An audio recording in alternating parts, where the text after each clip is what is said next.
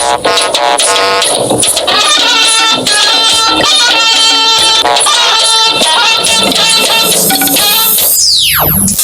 is a huge success, having saved resources and enhanced national security.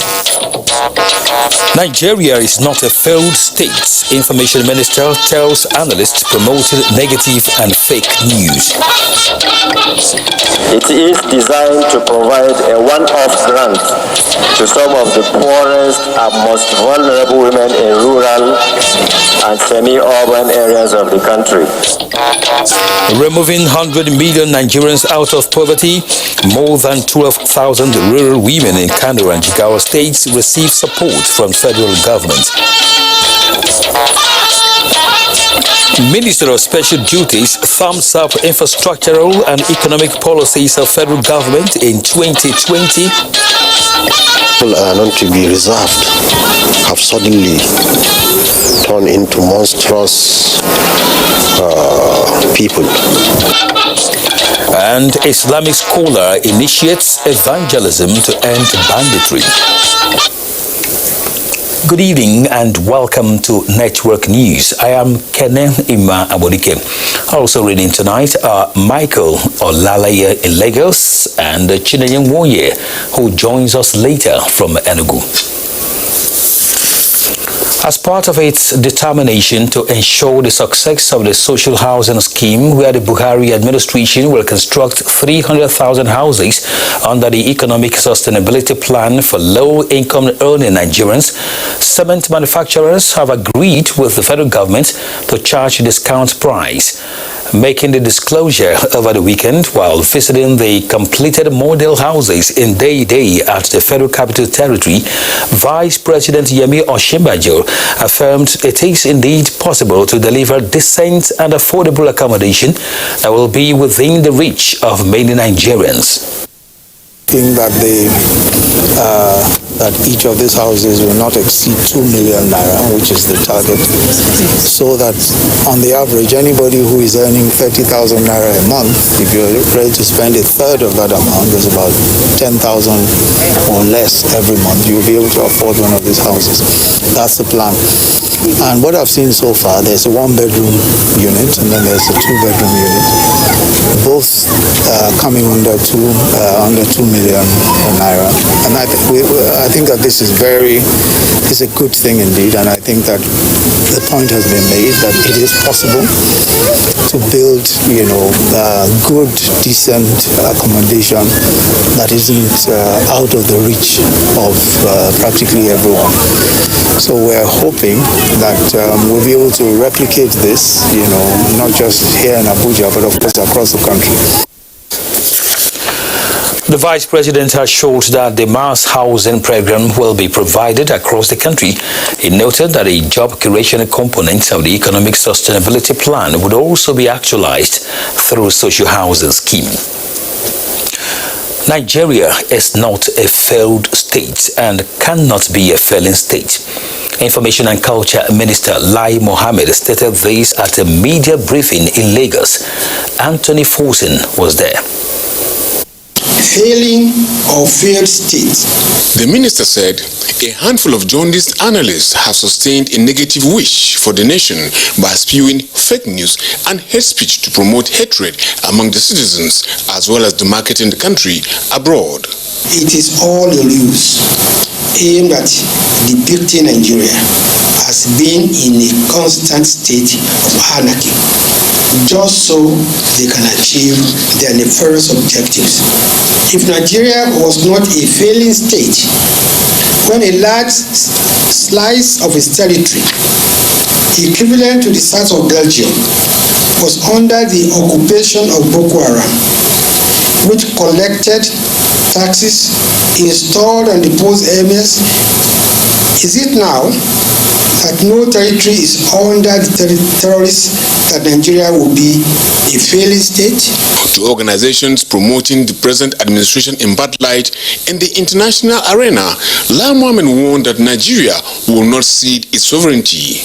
Let me say straight away that Nigeria is fending off attacks on many fronts, not just from terrorists and bandits, but also from some human rights organizations and the International Criminal Court, ICC. We seem to have colluded to compound the challenges facing the country in the area of security.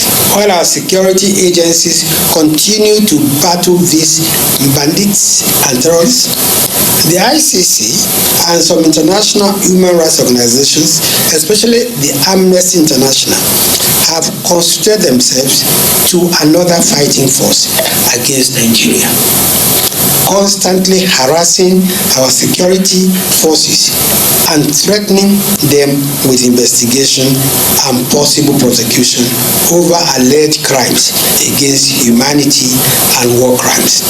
The minister, whose media briefing chronicled the giant strides of the President Muhammadu Buhari-led administration, said it is disheartening that citizens whose duty it is to protect the integrity of the country have formed a colony of antagonists poised to pull down Nigeria. Unfortunately, a section of the local media has been parroting these organizations without weighing the impact of their constant threats on the security of the nation. However, the minister assured that even though Nigeria has slipped into recession, mechanisms to pull it out is on the fast track. Giving account of the security situation in the country, the minister conceded that there are challenges, but Nigeria is better off under President Muhammadu Buhari. In Lagos, Anthony Forson, NTA News. 8,000 rural women have benefited from the federal government's 20,000 naira grant in Kano State. The beneficiaries, drawn from the 44 local government areas of the state, are operators of small household businesses. Abdullahi Mustafa reports. Women are key beneficiaries of the federal government social intervention program, which is aimed at addressing the plight of the poor and vulnerable in the country. More than 12,000 households have so far benefited in various ways since 2015. The Grant for Rural Women program, introduced in 2020, is part of strategies to actualize President Buhari's national vision of lifting 100 million Nigerians out of poverty in 10 years.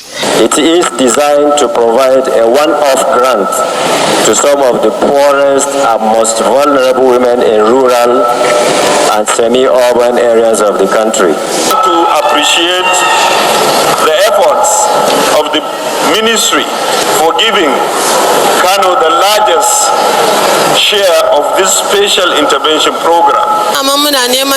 Daharatu Mukhtar, a widow and mother of 13 children, is one of the 8,000 women who benefited from the program in Kano State. She is happy that enough capital has been provided to strengthen her food business, which remains the family's source of livelihood. Daharatu and more than 100,000 other rural women across the country are expected to have increased income and productive assets through the program. In Kano, Abdullahi Mustafa, NTA News. Meanwhile, more than 4,000 rural women across the 27 local government areas of Jigawa State have begun to receive 20,000 naira each under the federal government Rural Women Grant. Mohammed Musa Askira reports that the Federal Ministry of Humanitarian Affairs, Disaster Management and Social Development flagged off the disbursements in Dutse.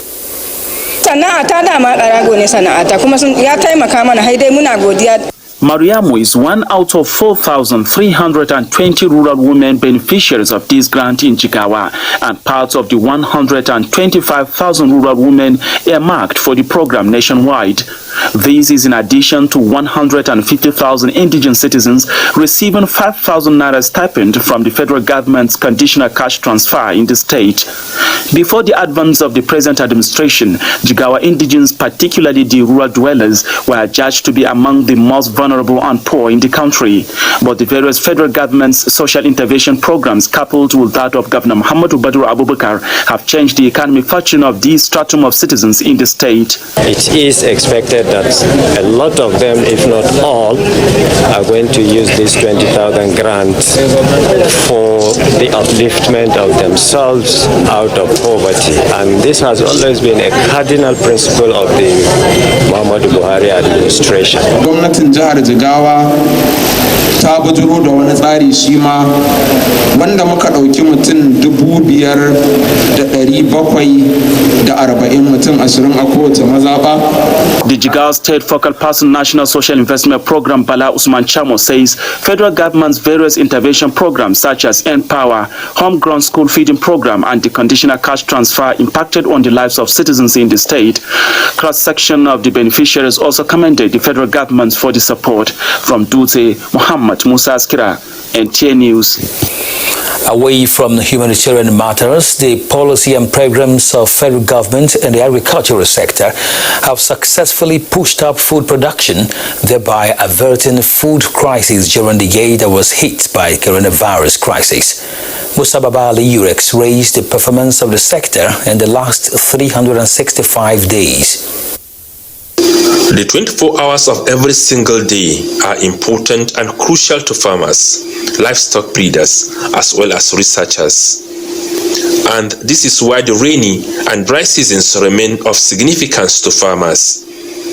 The year 2020 was like any other year to farmers, characterized by planting, harvesting, storage, marketing, and processing. Agricultural activities were, however, disrupted with the outbreak of COVID-19, flood, and drought between March and September. This led to drop in the production of some major crops as observed by the Agricultural Research Institute of Ahmadu Bello University Zaria. And the projection shows that actually, if interventions are not done now, we shall have many people falling into food insecurity and malnutrition. And within the year, new policies and programs were introduced by the federal government. About 50,000 agricultural extension agents were trained to support rural farmers nationwide. Roadmap for the establishment of $500 million crop processing zones were drafted at the beginning of the year. The federal government also approved a loan facility of $1.2 billion to finance mechanization of agriculture in the country. The loan will be used to acquire heavy-duty equipment and implements to be distributed to all local government areas in the country. Meant for government to borrow, to on-lend to tractor assembly plants, to on-lend to businesses that will set up processing centers at senatorial level as well as at local government level. Agriculture for Food and Job is another project launched by the federal government during the year. The project is designed to mitigate the negative impact of COVID-19 on the economy and livelihood of farmers by creating more access to food and for the rapid emergence of competitive food production, processing, and distribution in Nigeria.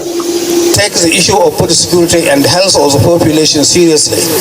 These seeds are being given to the beneficiaries free of charge, while other input given at 75% subsidy. The Central Bank of Nigeria provided about 432 billion naira to fund the value chains of 9 commodities in the 2020 wet season. 11 varieties of high-yielding seeds were released by the Nigerian scientists and certified by the National Varieties Release Committee in the year under review. In Abuja, Musa Baba Aliyu, NTA News. It was a year that the ICT sector announced its relevance to not only the Nigerian economy, but also every sphere of life. While COVID-19 in 2020 shut down the country, the ICT sector comparatively soared as everything and everyone depended on the sector in one form or the other. Here is ICT correspondent Joseph Johnson with a review. Predictions and projections had it that ICT will do well in 2020, but no one saw it as being the lifeline. COVID-19 was already wreaking havoc in Wuhan, China. It was not expected to spread like wildfire across the world, halting everything. ICT became the savior of a sort, with online being the safest means of doing many things. Nigeria was not an exception. The inaugurations of many ICT skills centers across the country and digital trainings of youth and civil servants came in handy. We want to ensure that in the next 10 years, we don't have a traditional or manual Nigeria, but rather a digital Nigeria. Each and every Nigerian is encouraged to key into a digital Nigeria. Ministry of Communication and Digital Economy, especially this administration, has done a lot in terms of policy formulation, streamlining ICT services in the country, and the major efforts of bringing government services online. The new normal saw the sector contributing more than 17% to the nation's GDP in the second quarter.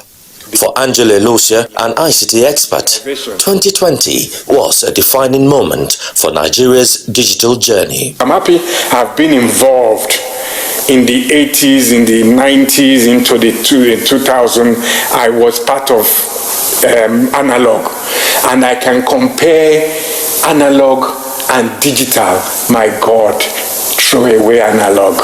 Digital is the real McCoy, and let's work towards it and make sure it happens. From the launch and unveiling of the National Broadband Penetration Plan 2020 to 2025 by the federal government to the deactivation of about 2.2 million improperly registered SIM cards and subsequent transfer of the National Identity Management Commission NIMC to the Ministry of Communications and Digital Economy, it was all falling into places for the sector in Nigeria. In this digital era, that you need a mobile phone, you need also a digital account, and then the broadband have to be in place. And beyond that, the identity is the foundation that determines the people that will also make the digital economy works properly. Just when the year was ending, the ICT world defied the odds and held the only live in-person technology event of the year in Dubai, where 10 Nigerian startups shared the global stage with their counterparts across the world to showcase their innovative skills. From the look of things, 2021 will be a digital year for Nigeria, as more and more people will have to depend on the internet for some services. And of course, for the sector, mastering the art of thriving through the storm of the global pandemic is even now inevitable, especially with COVID-19 giving birth to a twin with a touch of variance. Yes, technology is helping humans navigate the times, but will 2021 see the end of the virus? Well, even technology can't seem to answer that. I guess the new year will have to speak for itself. Happy Digital New Year, Nigeria. I'm Joseph Johnson, NTA News. Thanks, Joseph. You're watching NTA Network News. Time for our first break. Do stay.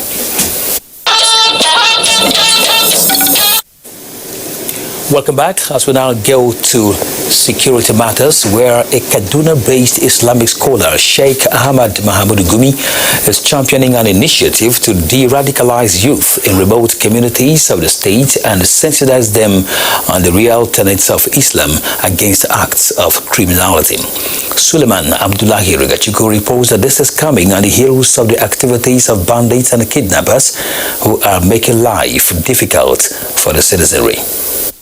Door to door and community to community.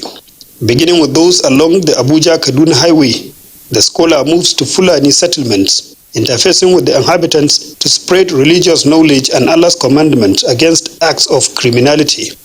This engagement is targeted at reducing the menace of banditry, kidnapping and other social evils. Sheikh Ahmad Mahmoud Gumi says the initiative was born out of the realization of the need for the nomads to understand the basis of Islamic religion.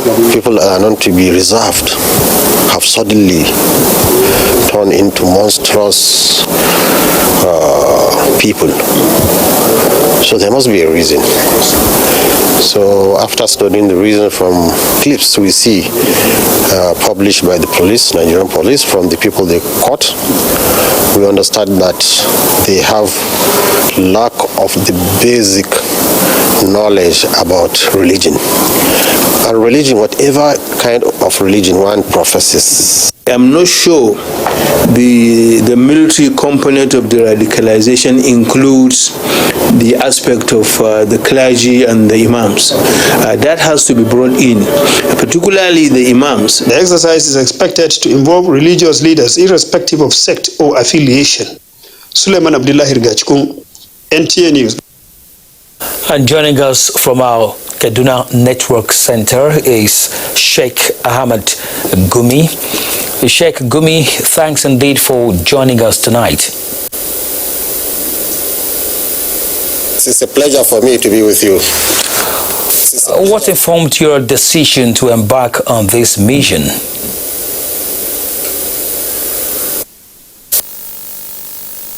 We have seen clips from the criminals caught by the police, and we found that they lack basic knowledge about religion, and that could be the cause of their inhuman criminality of kidnapping people, punishing people, asking for exorbitant price for their kidnaps. So we said, let's try and see if we can extend the carrot instead of always trying to tackle the issue with the stick. And we found it to be very effective, because in the last meeting we had with them, over 50 of them confessed that they are going to leave this kind of criminality, and they are going to join the population in trying to fight kidnapping, banditry, and other things. So this is a progress. I think with the carrot we can achieve a lot. So how optimistic are you about the success of your mission? Yes, I'm very optimistic from the acceptance and from the reception we get from them. And what their fear is that they should not be deceived. This is what we had. They said we don't want to be deceived, because several times many people have deceived them, or seen that it's the religious angle of the issue. So they are ready to cooperate, and we want the government to come in again, and also people to come in, so that we save these people who feel they are marginalized. If they are marginalized Nigerians, they're actually the ones who have not seen any kind of assistance in terms of schools, in terms of healthcare, whatever you call it, they don't see it. So I think with the carrot, we are going to achieve a lot. And tell us, what and how do you think other clerics can key into this? Yes, this is the role of the clerics now. The only thing I will advise them is that when they go into this rural or bush area, they should not bother people about their sectarian differences. Teach them the basics, very basics of Islam and the religion which they profess, because most of them are Muslims. A Fulani man is born a Muslim. So teach him the basic things, to how to perform ablution, how to do the basic things of Islam, and show them the sanctity of blood, that they should not in any way steal money, they should not in any way kidnap people, and they should not engage in things like fornication, drugs, and all these vices which every religion preaches against. I think that way we are going to, inshallah, have a great effect and see a reduced number of banditry in this area. All right, Sheikh Ahmad Gumi, thank you for sharing your time and thoughts with us on the news tonight. Thank you. Let's go to the judiciary now, where the federal government has arraigned the convener of Revolution Now protest, Omar Yele Shaware, and 4 others before the magistrate court in the Wuse Zone 2, Abuja, for allegedly leading a protest on New Year's Eve at the Gudu area of Abuja. Olabode Arewa reports on the day's court proceedings. 5 defendants pleaded not guilty to the charges of criminal conspiracy, unlawful assembly, and attempt to incite others against the federal government. Recall that Omar Yele Shaware is still under prosecution before a federal court in another matter for calling for a revolution against the government. His counsel, Marshal Abubakar, prayed the court to grant him bail pending the trial, but the court ordered him to file a formal bail application. The matter has been adjourned to Tuesday.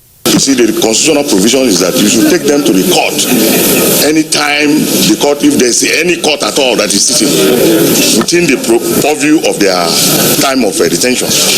And that is why I've told you that as far as we are concerned, in FCT here, the first opportunity of court sitting is only today. And that's why they are here before the court. Shaware was not part of that protest. He was not part of that rally. He just came in and intervened when they saw them beating the Nigerian citizen. And they said, why are you beating these persons? Meanwhile, the All Progressives Congress APC has closed its case of alleged certificate forgery leveled against Edo State Governor Godwin Obaseki. At the resumed trial before the Federal Court Abuja, the APC called 2 more witnesses who testified under cross-examination that Godwin Obaseki's degree certificate obtained in 1979 from the University of Ibadan appeared to have been altered. Governor Obaseki is slated to open his defense on Tuesday, and by the court's calculation, the lifespan of the pre-election matter lapses at the end of this week. In Abuja, Olabode Arewa, NTA News. Now, Ebonyi State government has described the video trending on the social media alleging a forceful ejection of herders from the state as the work of mischief makers who are out to cause disaffection amongst the people. This position was made known after an emergency security meeting between security chiefs and herders in the state. Chinaza John tells us more. The meeting, attended by members of Meiti Allah Cattle Breeders Association in Ebonyi State and all security chiefs at the instance of the state government, was to clear the air on purported ejection of Fulani herders in the state. The Secretary to Ebonyi State Government, Dr. Kenneth Ubala, and Commissioner for Justice, Mr. Cletus Ofoke, stated that herders and their host communities are coexisting peacefully. Hence, there was no need to create such tension. We want to put it on good record that such information or situation has been painted can never be traced in any part of the state. The security chiefs are here. All of them are seated here. There is no such record before government. I want to tell the whole world that Ebonyi State government is highly embarrassed by that video in circulation because nothing of such ever existed in Ebonyi State. The Secretary of Meiti Allah Cattle Breeders Association in the state, Alhaji Sani Inusa, disclosed that one of their members, Alhaji Adamu, decided to move back to his state in search of greener pastures and as his new title demands, stressing that none of their members are under attack of any kind in the state. And normally in Ebonyi State, the governments are doing well, which normally the only opportunity we need they are giving to us, and they are not the one that says then the video is fake, is not true. So that is our own stand, and the governments are doing their best to make sure there's peace between the Fulani and the natives. The Commissioner of Police in Ebonyi State, Philip Marco, called on residents to remain calm and go their lawful business as the command has commenced investigation to fish out the originator of the said video. The background, if you look at it very clear, there was no element of any violence in that. People were loading, laughing and joking. So if somebody was in threat, I don't think. But we are working on it to ensure that who brought that, who circulated that video. Present at the meeting was a brother to Alhaji Adamu, who however declined talking to NTA News.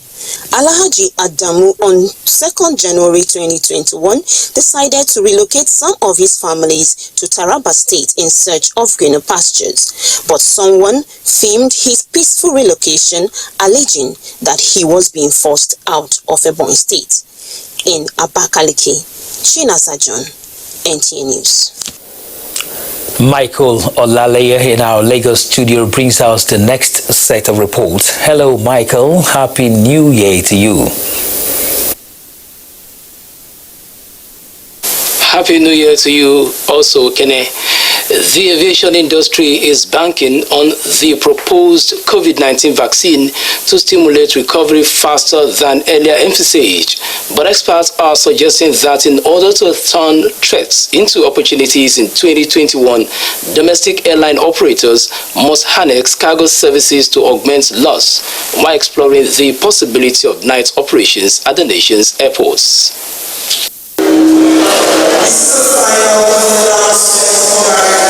With an estimated 7.3 million passengers passing through the Murtala Muhammed International Airport in 2019, the foundation for growth in the coming years was already built.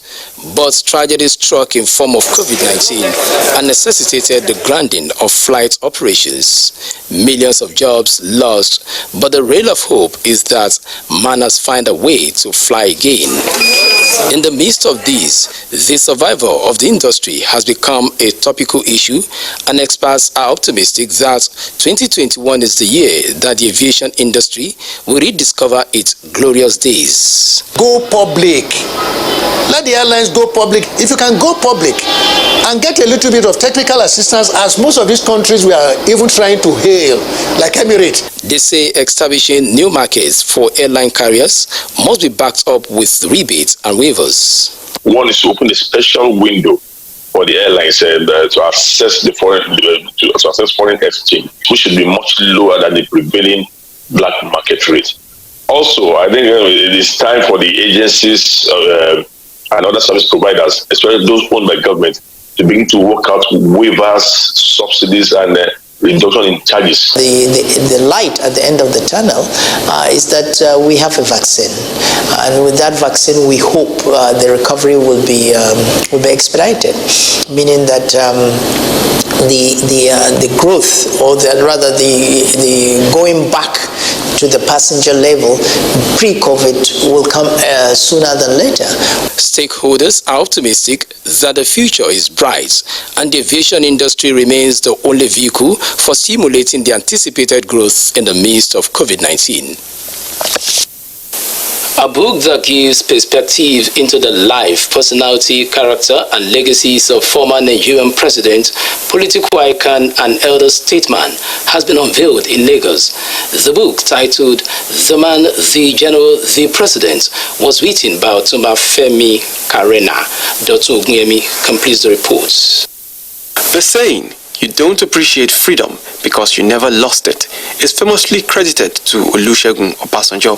It is one of many others that will keep the reader's nose in this 171-page book, along with the achievements of a nationalist whose accomplishments traverse national and political barriers.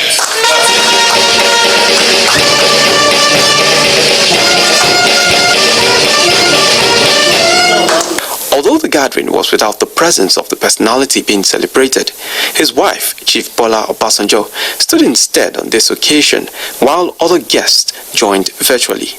Loving or hating, one thing is for sure.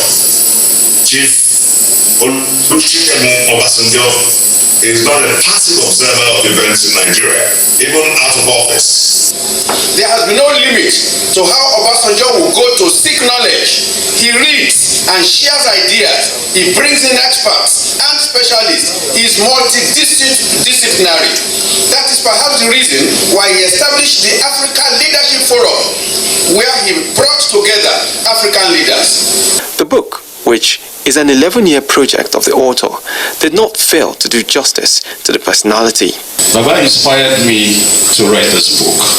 If you work as close as I did and still doing with Baba, and you're not able to make something out of it, then something is wrong with you. The book launch is also the maiden lecture of the Olusegun Obasanjo Leadership Lecture Series. In Lagos, Dr. Okuyemi, NTA News. This is NTA Network News. More reports after this break. Thank you for staying with us. The developmental strides in infrastructure and the good economic policies of President Muhammadu Buhari need to be supported and encouraged by all Nigerians in the new year 2021. Minister of Special Duties and Intergovernmental Affairs, Senator George Akume, who said this while assessing the efforts of the present administration in the year 2020, says the country will continue to experience positive impacts. Since its inception in 2015 and his subsequent re-election in 2019, the President Muhammadu Buhari's administration has been confronted with several challenges which the President has continued to tackle headlong. Worthy of note is the insecurity in the Northeast, which has been decimated. Minister of Special Duties and Intergovernmental Affairs, in his assessment, noted that the President has recorded enormous achievements cutting across several sectors of the economy despite the effect of the global COVID-19 pandemic. By the time he came in, already there was a recession. Due to hard work, rugged planning and implementation of his own vision, Nigeria was able to pull out of that recession. So his contributions are enormous. He is optimistic that the country will become much better by the end of the President Buhari's second term in office in 2023 if Nigerians continue to give him the desired support. In Makurdi, Elias, Etiaf, NTA News. Bauchi State Governor Senator Bala Mohammed has lauded the developmental strides of Governor Nyesom Wike, who he said has defied all odds to deliver quality projects to the people. The governor of Bauchi State was speaking at the inauguration of the Semenonwa Kira Road in Tai local government area of the state. Ogede Yekwere completes the report. The Semenonwa Kira Road traverses about 9 communities in Tai local government area of the state and of great economic importance to the locals. The road became so deplorable and inaccessible for decades, causing untold hardship for the residents and motorists alike. However, with the intervention of Governor Wike by reconstructing the road, the people can now heave a sigh of relief. Governor Wike says no project will be abandoned by the state government, noting that the inauguration of the Semenonwa Kira Road debunks the allegation that project execution by the state government is centered only in Obiakpo and Port Harcourt City Council areas. I've told most of our boys that when there's a project going on in your community, you own that project because it's for the interest of your people.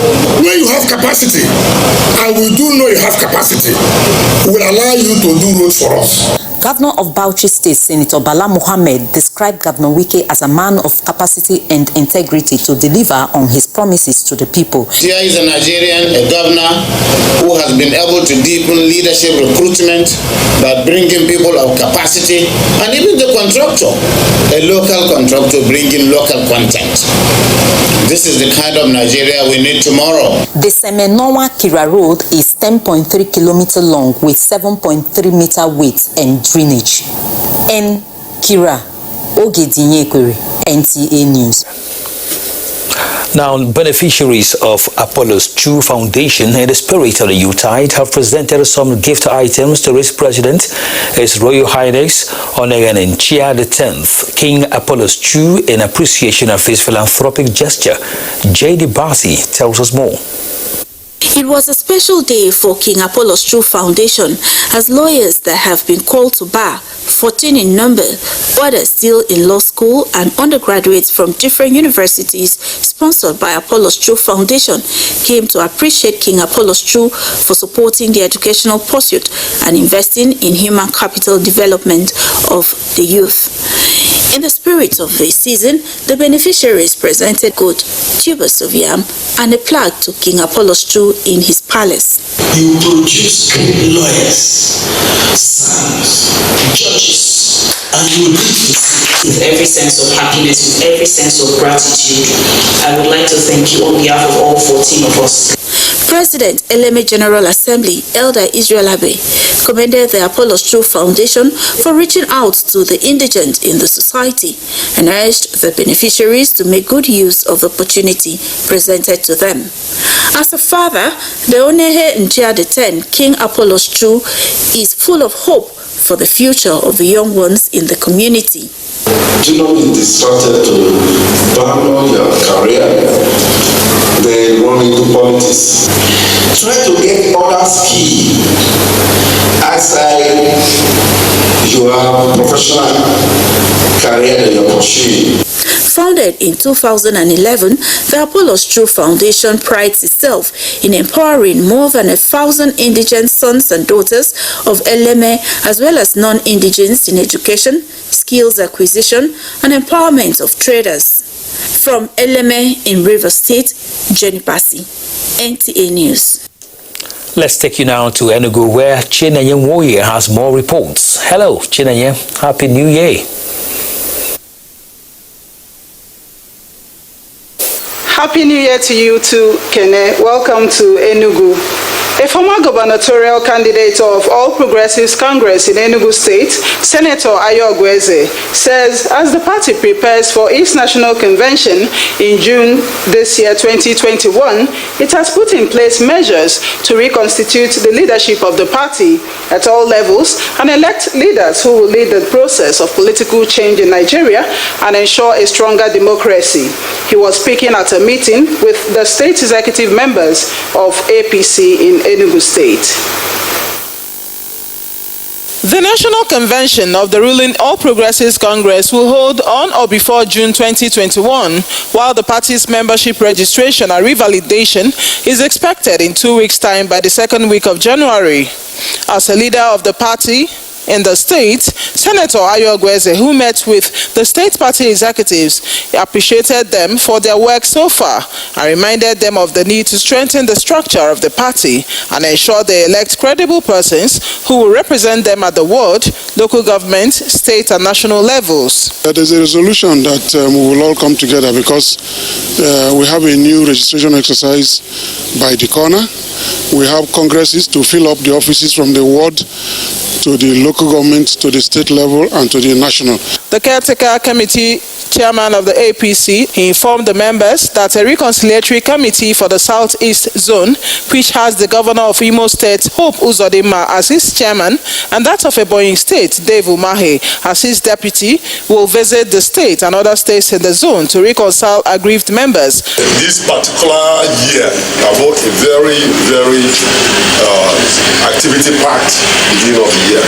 We expect that it will mobilize funds and to ensure that it goes very well. In the spirit of the Christmas and New Year celebrations, and as a way of appreciating the members for their support and loyalty, Senator Ayo Ogweze donated 200 bags of rice and cash to be distributed to the members.